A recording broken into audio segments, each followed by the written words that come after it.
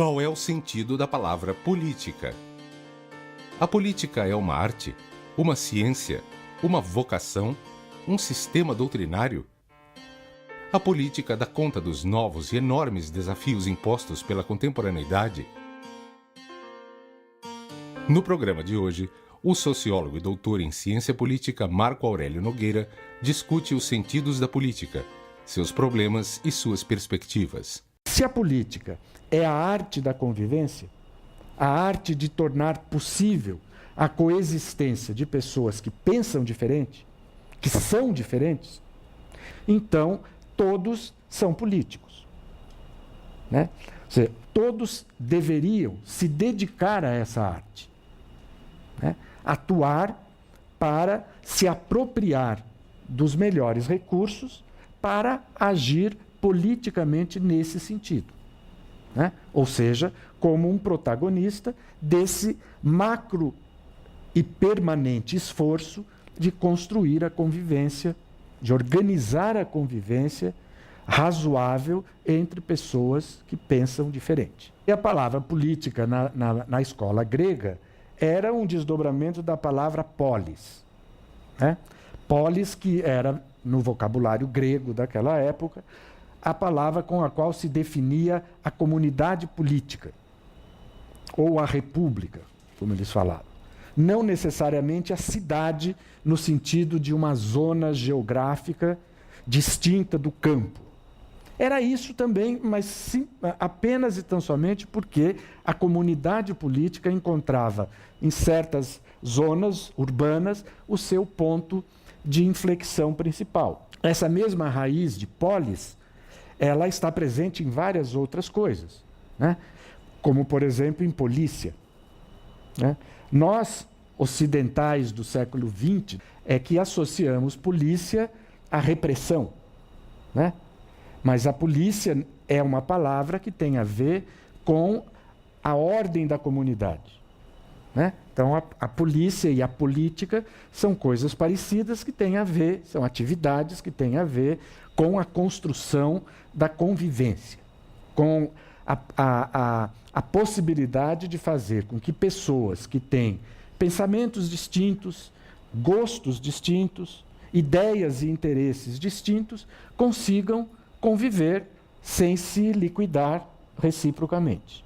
A política, então, mesmo quando passa pela conquista do poder, é um conjunto de atividades voltadas para a organização da convivência entre pessoas. Que quanto mais distintas e diferenciadas são as comunidades, quanto mais complexas, quanto mais numerosas são as comunidades, mais esse esforço para organizar a convivência é difícil. Então, fazer política numa comunidade, ou pensar a política numa comunidade simples, é um exercício muito mais simples do que fazer isso em sociedades complexas, fragmentadas. A política é tanto um problema quanto uma vantagem. Se é verdade que todos são políticos, olhando desse ponto de vista, não é verdade, porém, que todos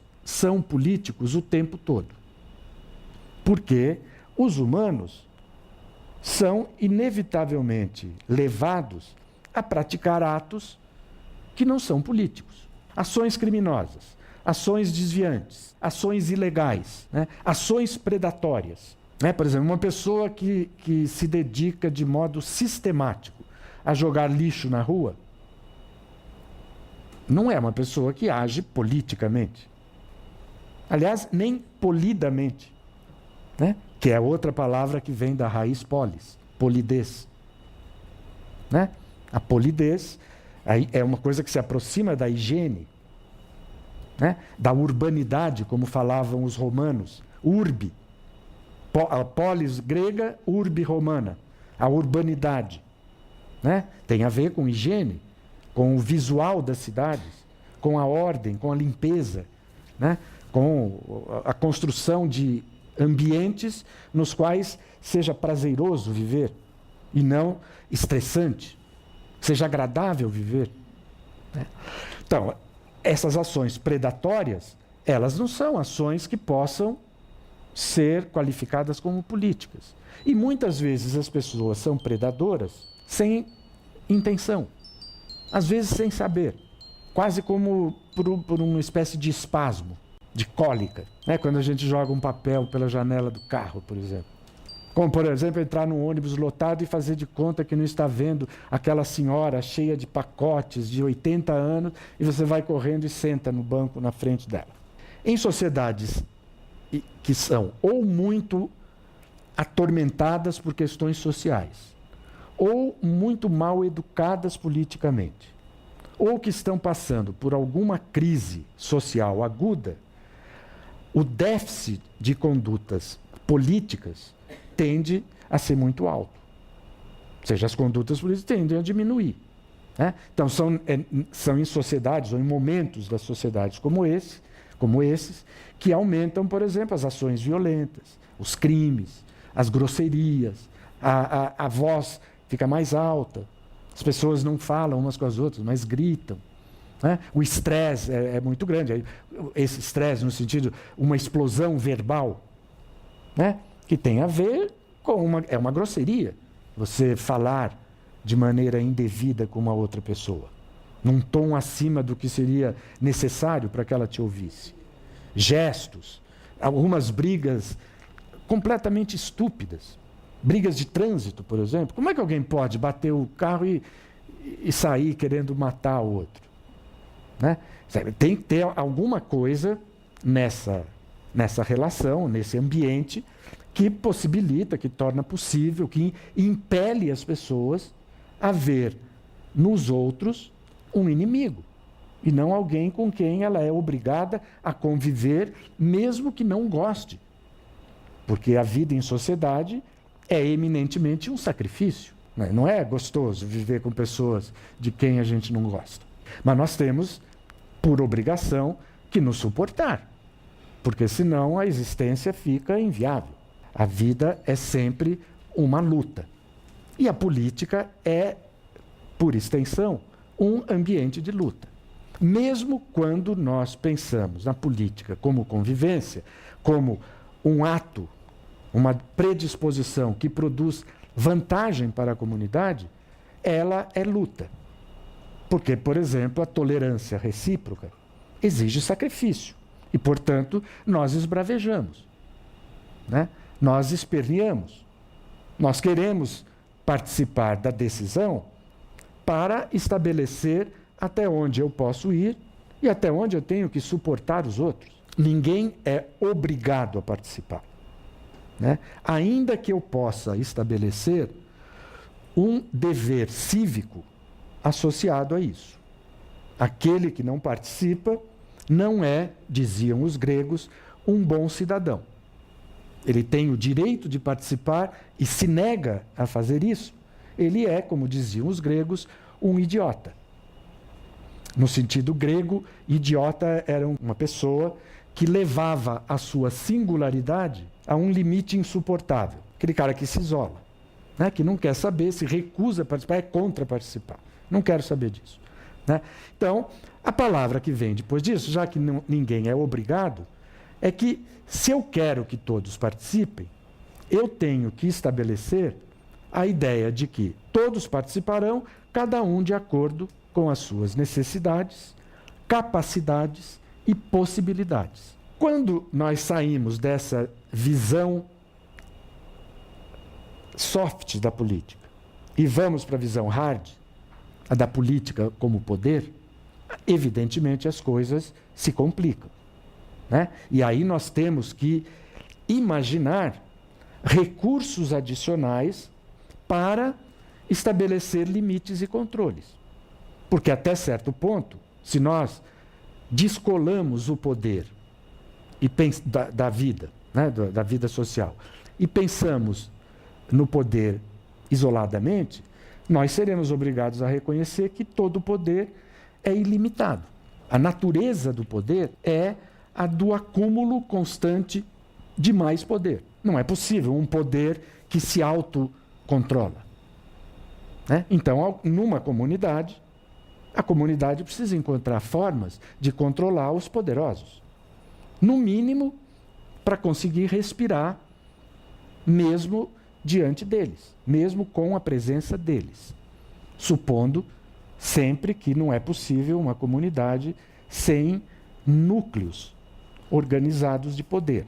Nós podemos até imaginar isso, fantasiar a esse respeito, numa linha mais anárquica e libertária, mas a vida tem até hoje nos indicado que o poder é uma constante.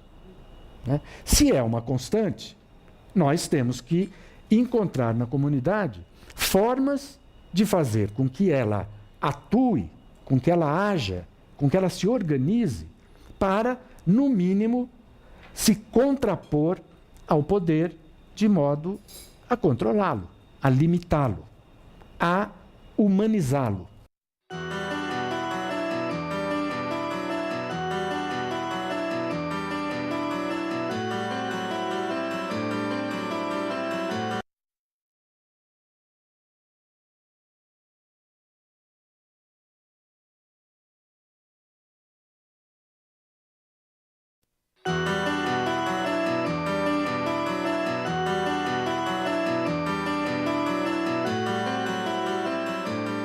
Eu imaginei um tripé, um triângulo, que me daria condições de proclamar o valor da política. Esse triângulo tem numa ponta o diálogo, ou seja, aquilo que os gregos mesmos usaram para definir a política como atividade humana. O homem como animal político. Né? Os gregos diziam, o homem é um animal político, é o único animal que fala. E, portanto, por falar, ele é capaz de dialogar com os outros e, portanto, pode construir, né, a vida comum. No outro ponto, a argumentação. E no outro ponto, o convencimento. Se eu maximizo, se eu exagero, se eu reforço essas três coisas, eu tenho condições de postular a política como vantagem. E dizer assim, por exemplo, né, se nós conseguirmos estabilizar na nossa coexistência, sobretudo nas relações que envolvem poder, que envolvem diferenças, que envolvem luta pela afirmação de interesses, esse tripé, o diálogo, a argumentação e a persuasão, o convencimento, né, eu consigo ter uma comunidade, digamos assim, que não opera mediante jogos de soma zero, em que alguém necessariamente tem que perder. Mas eu posso imaginar comunidades que jogam com resultados positivos, em que todos, de algum modo, ganham alguma coisa, mesmo nos piores confrontos. Por exemplo, a mais árdua campanha eleitoral não precisa necessariamente terminar com a vitória de um e a derrota humilhante dos outros. Se ela, por exemplo, produzir benefícios de natureza dialogais, de argumentação, de persuasão, de esclarecimento para a comunidade, todos saem ganhando, mesmo que os derrotados continuem derrotados. Se um debate entre o que vai ganhar e o que vai perder for marcado pela urbanidade, né, pela busca do esclarecimento recíproco, do convencimento, a mesma coisa. Né?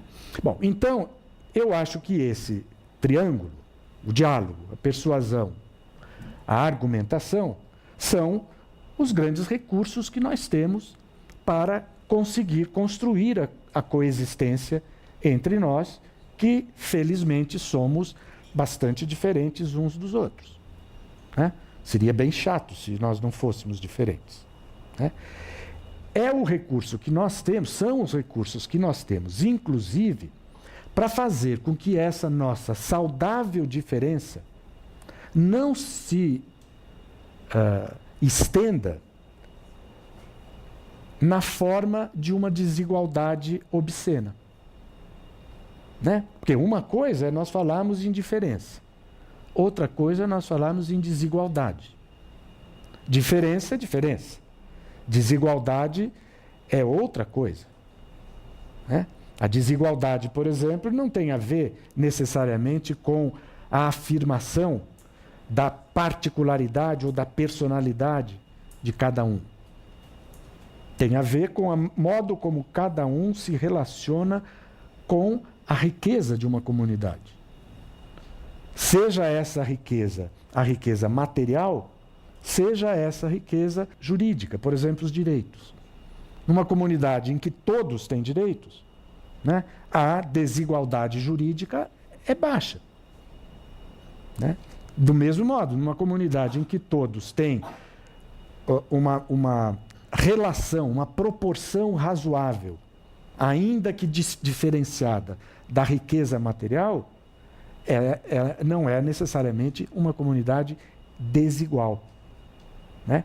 Então, a diferença e a desigualdade, elas são questões que precisam ser encaminhadas, e eu postulo que o diálogo, a argumentação, pode fazer com que a diferença seja preservada, eventualmente valorizada, sem que se desdobre em aumento da desigualdade. A modernidade, essa aventura dos últimos 2 séculos, pelo menos, tem sido sempre mais diferenciadora e sempre mais igualadora, né? Ainda que não sejam todos os países que estejam no mesmo patamar, tanto de diferenciação quanto de igualdade. E o grande objetivo da modernidade democrática, da modernidade que olha para o futuro, é encontrar uma forma de desarmar essa bomba. Ou seja, continuar tendo a diferenciação, mas reduzir a desigualdade. E se eu penso a política a partir sempre desse triângulo, ela é uma atividade que não só admite, como conclama a participação de todos. Ou seja, ela não pode estabelecer vetos. Todos são chamados a participar de tudo aquilo que diz respeito à coexistência, à vida coletiva. O pior analfabeto é o analfabeto político. Ele não ouve, não fala, nem participa dos acontecimentos políticos. Ele não sabe que o custo de vida, o preço do feijão, do peixe, da farinha, do aluguel, do sapato e do remédio dependem das decisões políticas. O analfabeto político é tão burro que se orgulha e estufa o peito dizendo que odeia a política. Não sabe o imbecil que, da sua ignorância política, nasce a prostituta, o menor abandonado e o pior de todos os bandidos, que é o político vigarista, pilantra, corrupto e lacaio das empresas nacionais e multinacionais. Essa visão de política, apoiada nesse tripé, que é uma visão fundamentada, portanto, voltada para o diálogo, a discussão, a interação, ela é exigente. Ela impõe, digamos assim, ela faz muitas solicitações para as pessoas. Eu pensei aqui em 2 grandes blocos de solicitações. O menos importante é aquelas exigências que dizem respeito à qualificação das pessoas para a participação. Quais solicitações? Posse de informações, disponibilidade de tempo, disposição para participar, vontade de participar, interesse, né? E uma espécie de espaço existencial para fazer isso.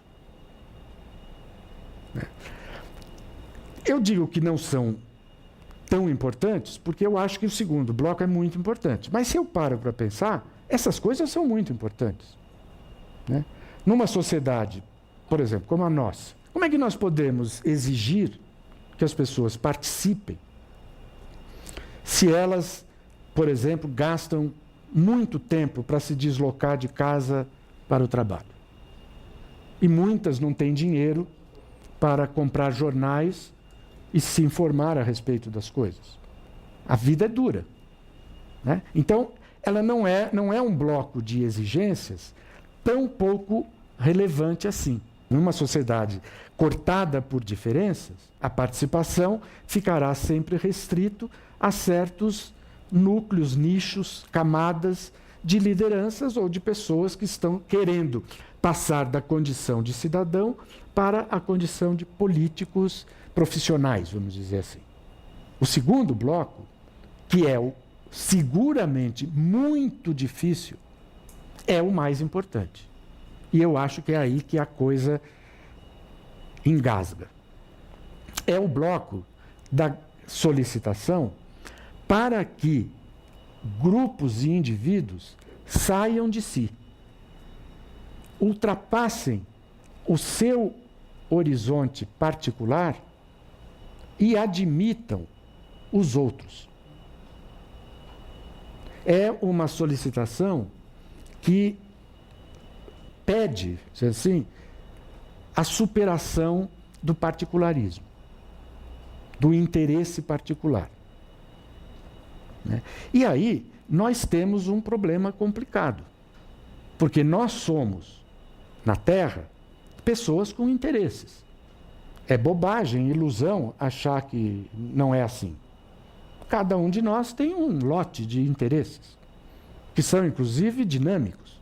Essa é a grande solicitação. E é seguramente a mais difícil de ser atendida. E é onde as comunidades freiam.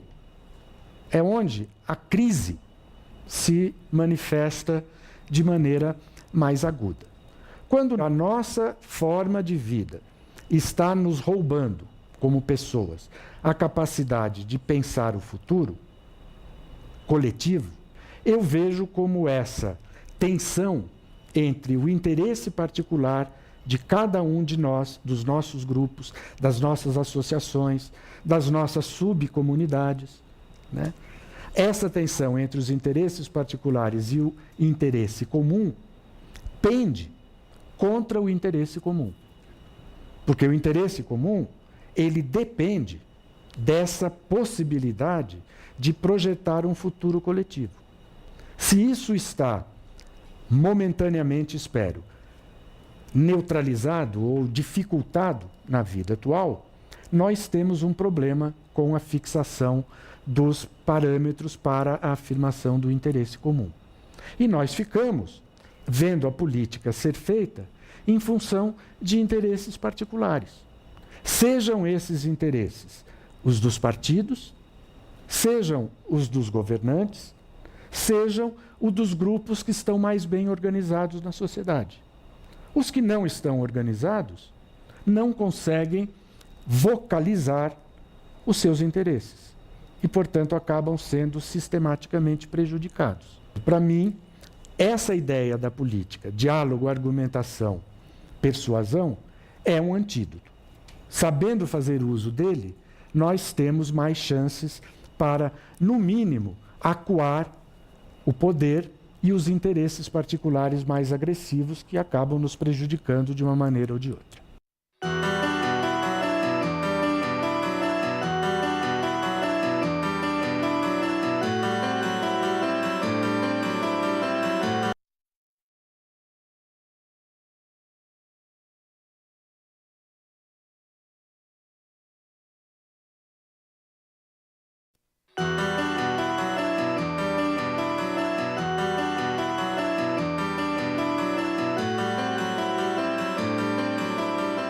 Por que é que os humanos têm problemas com a política? Sem a política, até hoje, eles não sabem resolver as suas questões, a não ser se matando uns aos outros. Né? Ou seja, sem a política, sobra a guerra. A guerra é a continuação da política, por outros meios. Certo? Então, os humanos precisam da política. Mas eles se indispõem com a política. Por quê? Existem várias respostas. A resposta clássica é a resposta que explora a existência de uma distinção ética entre cidadãos e políticos. Ou seja, como se os políticos tivessem uma ética distinta da ética do cidadão comum. Né? Quando eu estou falando em ética, eu não estou falando em moral. Não estou falando em certo e errado. Mas sim em um modo de conceber a vida e de conceber a convivência. Né?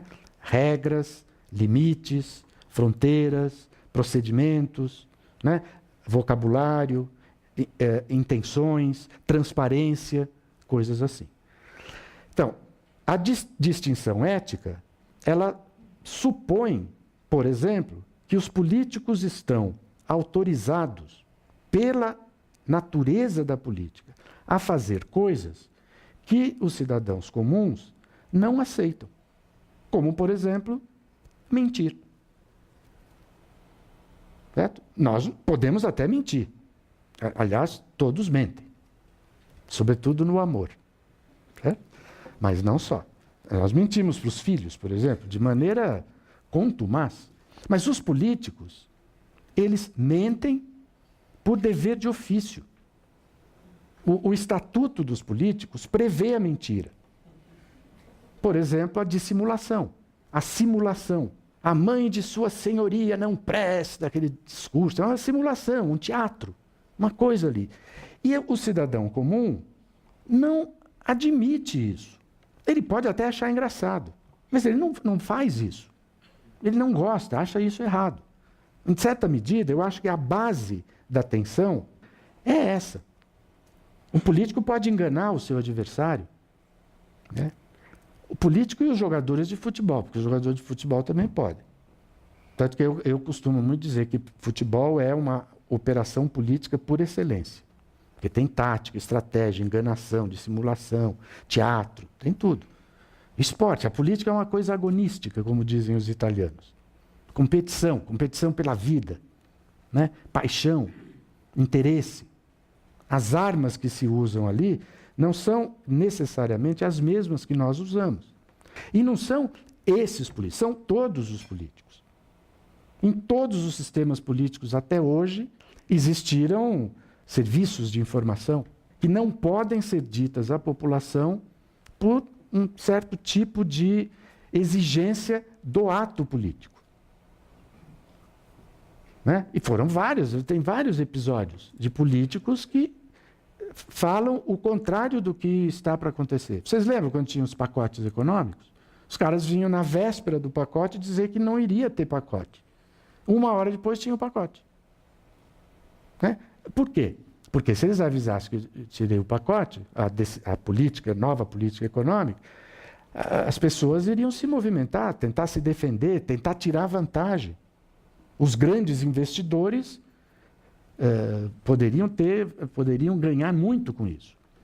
E muitos ganharam, porque obtiveram informações confidenciais. Os políticos acabam, muito provavelmente, sem plena intenção da parte deles, por criar um nicho diferente dentro da sociedade.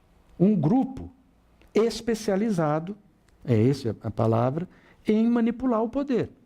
Melhor do que manipular, em manusear o poder e os seus recursos. Poderão manipulá-lo, né? Mas o que eles fazem, e para isso nós os escolhemos, os elegemos, é manusear recursos de poder para produzir vida coletiva de melhor qualidade. Né? Quando não conseguem fazer isso, a política se torna uma câmara de gás impossível de respirar. Né? Ela passa a incomodar, ela passa a nos sufocar, a nos roubar o futuro. Existem na política 2 grandes ciclos, que podem se suceder e eventualmente se misturar. Um ciclo eu costumo chamar de ciclo mágico, no qual há um amálgama entre cidadãos e políticos. Eles se completam. Eles se completam, se referenciam.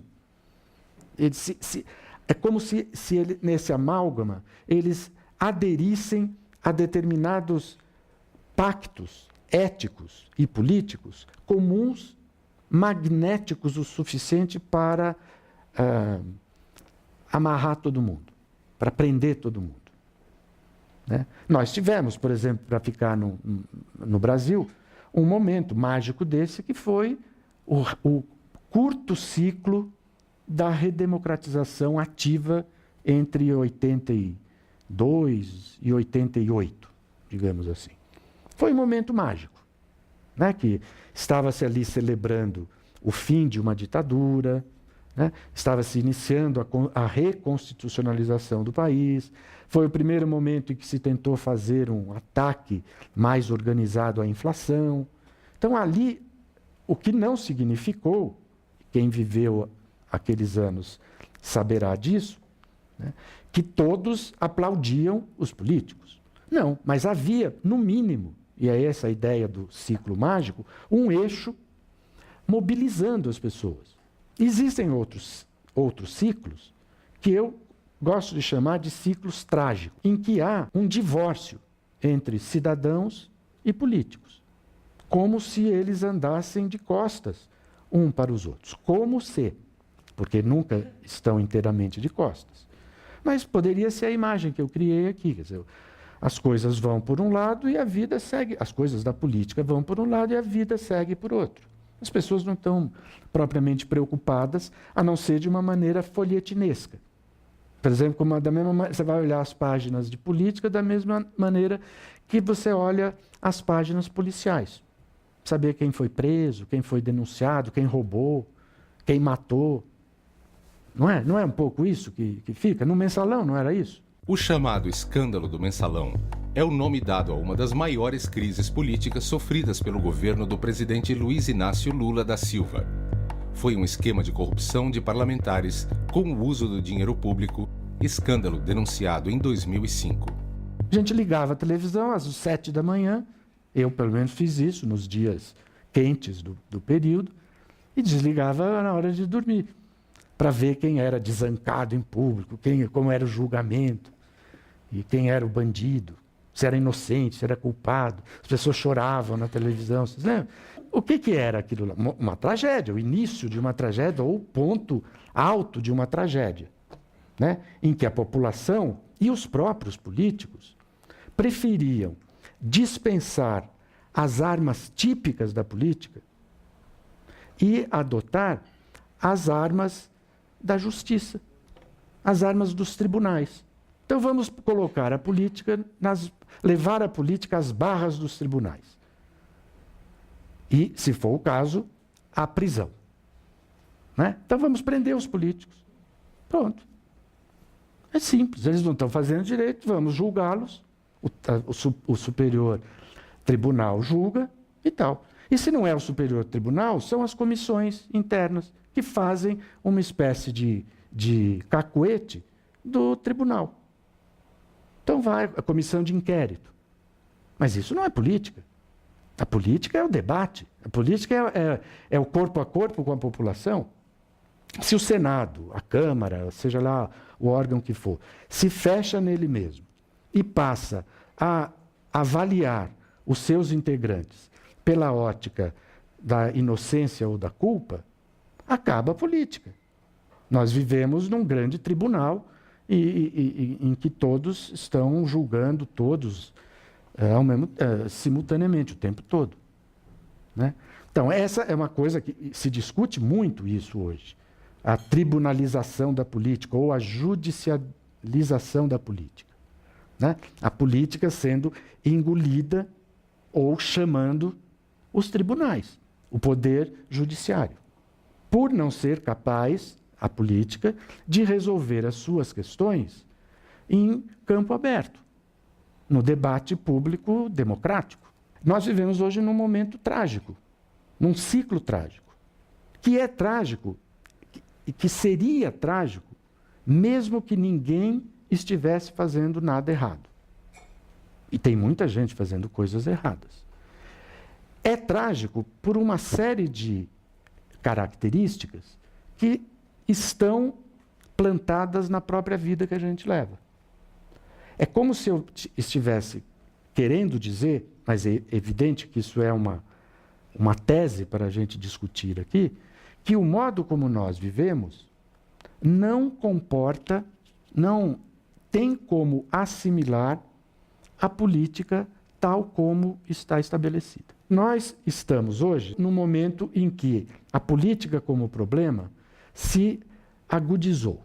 O problema da política se tornou mais forte. Ele deixou de ser um incômodo, um mal-estar passageiro, né, tradicional, e se converteu numa repulsa. A minha hipótese é que isso está acontecendo, em parte, porque as instituições políticas não estão sendo capazes de gerar dentro dela um pacto ético suficientemente forte para padronizar as suas condutas, e, em parte, porque a sociedade, o modo de vida que nós estamos iniciando agora, nos últimos anos, não está nos ajudando a manter a perspectiva do futuro, que é básica para que a política possa funcionar bem e, digamos assim, agradar e cumprir uma função positiva na vida das sociedades.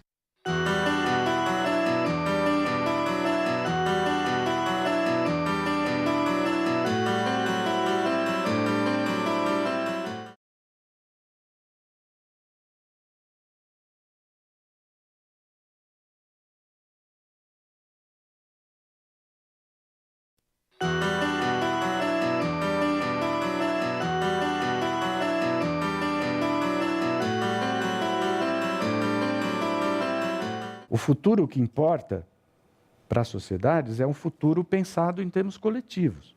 O que nós queremos ser como coletividade daqui a X décadas, né? Então, essa discussão sobre o futuro da política poderia começar de uma maneira até bastante interessante com uma discussão sobre a questão do futuro na política. Por exemplo, nós podemos fazer uma classificação de tipo dicotômica, 2 tipos, de projeções a respeito do futuro. Uma que a gente costuma chamar de utopia e outra que a gente costuma chamar de distopia. As utopias são fantasias a respeito do futuro de sinal positivo. O futuro é melhor do que o presente. As distopias são o contrário, são fantasias negativas a respeito do futuro. Se eu tenho a utopia e a distopia como tipos de fabulação a respeito do futuro, um positivo, outro negativo, eu também posso dizer que eu não tenho só isso. Quando eu penso o futuro dentro da política. Eu tenho também uma outra coisa que tem muito mais a cara do nosso tempo, que é uma espécie de presentificação do futuro. Quer dizer, o futuro e o presente não se distinguem mais. Eu consigo distinguir o passado, né? Fala assim, eu não quero ir para trás, mas como eu não sei o que eu quero na frente, eu simplesmente estendo o presente. Isso não é necessariamente um processo consciente. Não é? As pessoas não param, ficam pensando nisso. Isso acaba acontecendo, né? Elas fazem um prolongamento indeterminado do presente. Aí fica um presente que não termina nunca. Vai ser sempre assim, né? Ou então, que vai se modificando menos em função da vontade das pessoas do que da força de determinados vetores, como, por exemplo, a tecnologia. A política, ela é uma expressão da sociedade. Não existe uma política com P maiúsculo abstrata. Quer dizer, existe, mas isso é dos manuais de filosofia, né? O que tem uma grande importância. Mas a política, como coisa que nos interessa discutir, ela é sempre matrizada, balizada pela sociedade que a gente vive, né? Então, a pergunta que valeria a pena a gente fazer seria o seguinte: se eu estou incomodado ou com receio de que a política não tenha futuro, né?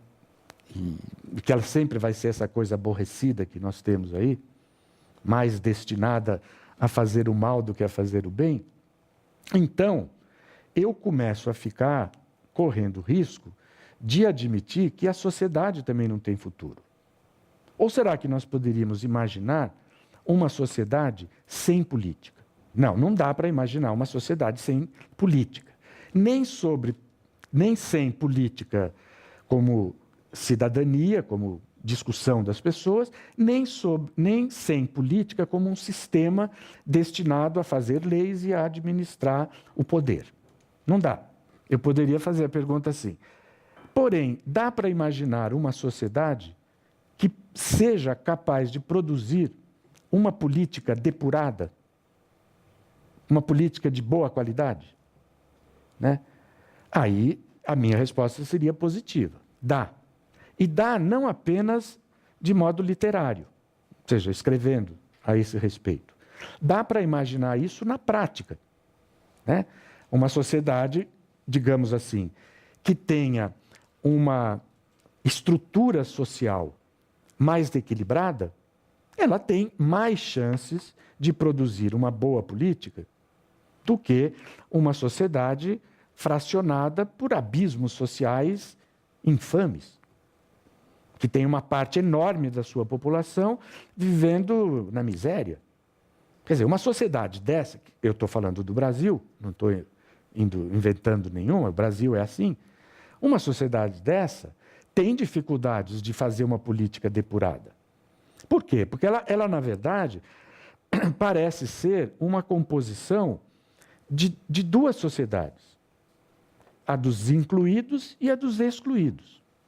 Né? E isso cria um ruído, um atrito, que reverbera no sistema político. Por exemplo, você passa a ter políticos que se alimentam da miséria da parte miserável da população. Muitos, quase todos os oligarcas que nós temos no Brasil se alimentam disso, ou que se alimentam da mediocridade das pessoas. Mediocridade no sentido rigoroso.